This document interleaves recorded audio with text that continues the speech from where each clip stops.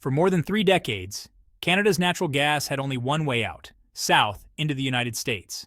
Every single export, billions of dollars worth each year, was funneled through American pipelines. But on June 30th, 2025, something historic happened.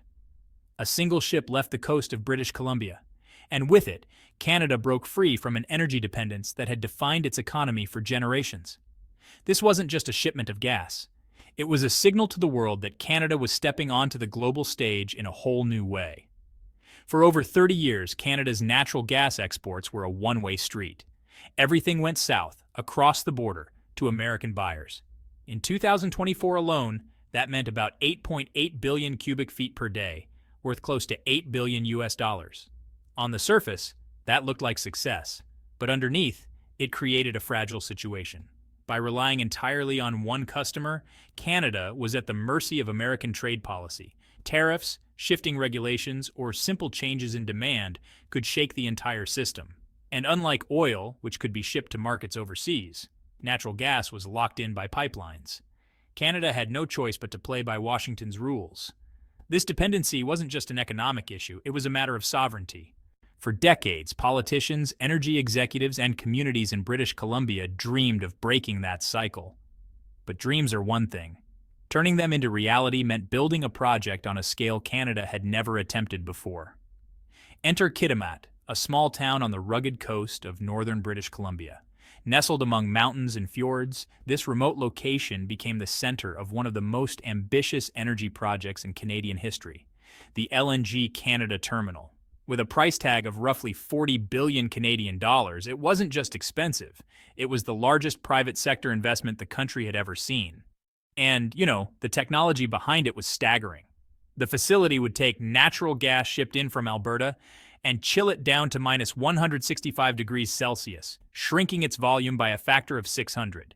That meant it could finally be transported across oceans rather than being locked into pipelines. 2 massive liquefaction trains gave the terminal the ability to produce up to 14 million tons of liquefied natural gas each year. But perhaps the most impressive feature was how it would be powered. Unlike many other LNG projects around the world, this one relied on British Columbia's abundant hydroelectricity. That gave it some of the lowest emissions of any terminal on the planet, a major advantage in an era where buyers are under pressure to choose cleaner energy sources. Still, for years, the project was just steel, concrete, and promise.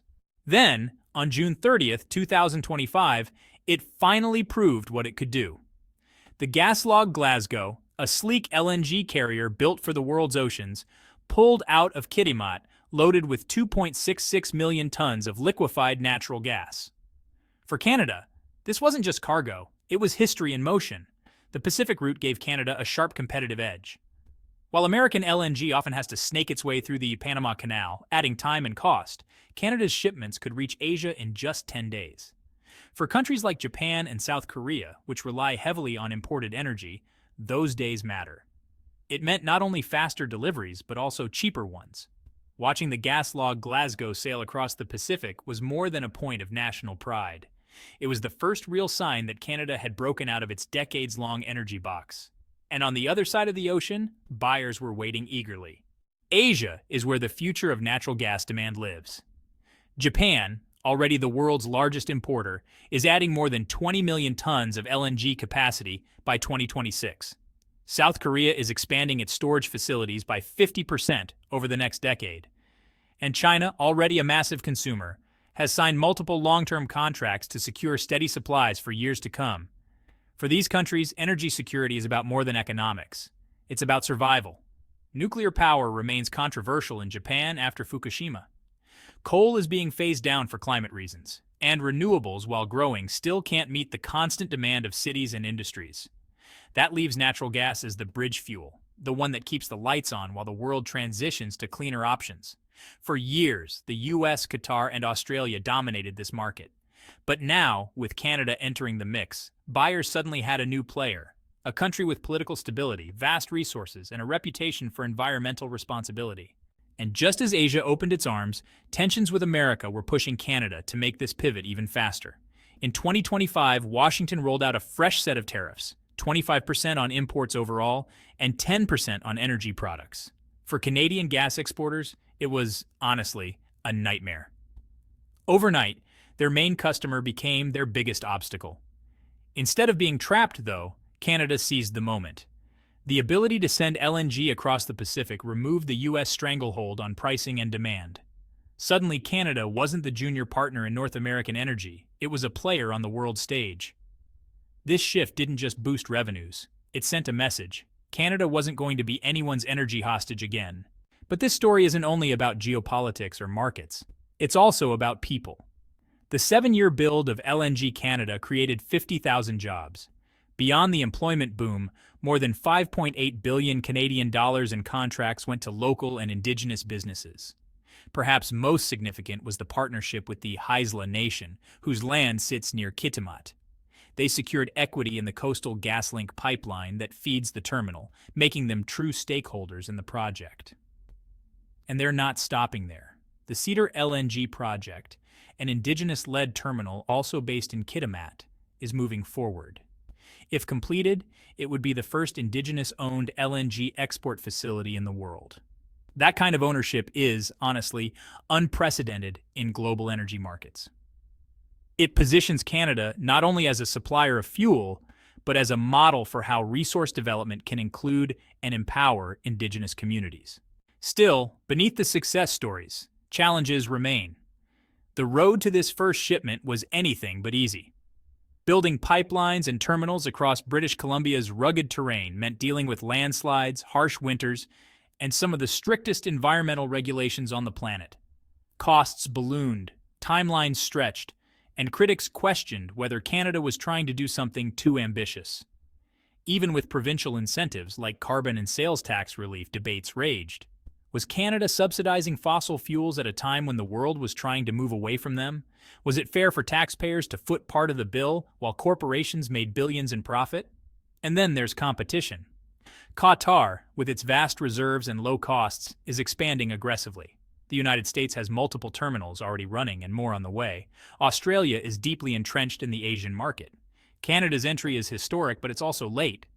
So the question remains, can Canada truly compete with giants who have a head start? For now, optimism is running high. By 2026, projections suggest more than 170 LNG voyages will leave Canada for Asia each year.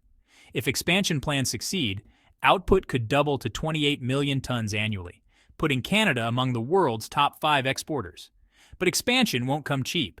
It will require tens of billions in new investment, not to mention cutting-edge technology like carbon capture to meet climate commitments. Investors are watching closely. Buyers in Asia are watching even closer.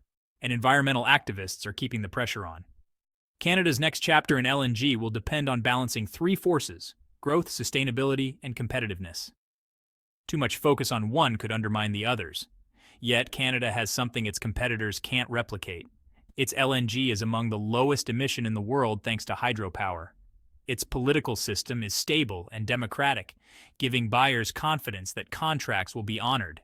Its Pacific location bypasses choke points like the Panama and Suez Canals, which have been plagued by congestion and geopolitical tensions. In a world where energy buyers increasingly care about environmental, social, and governance standards, Canada's LNG carries a kind of credibility that others can't match. It may not always be the cheapest option, but it could become the most trusted one. The ripple effects of this first shipment stretch far beyond Canada's shores. Buyers are starting to factor in more than just cost. Reliability, governance, environmental standards, and partnerships with local communities are rising to the top of their priorities. Canada's model, clean energy, Indigenous equity, and stable democracy, could set a new global standard. If that happens, LNG Canada won't just be an export project. It'll be a template for the future of global energy. But success depends on balance. Building fast enough to compete, clean enough to maintain credibility, and fair enough to include the communities most affected. When the Gaslog Glasgow left Kitimat on June 30th, 2025, it carried more than liquefied natural gas. It carried decades of ambition, billions in investment, and the hopes of a country that had long been trapped by geography and dependency.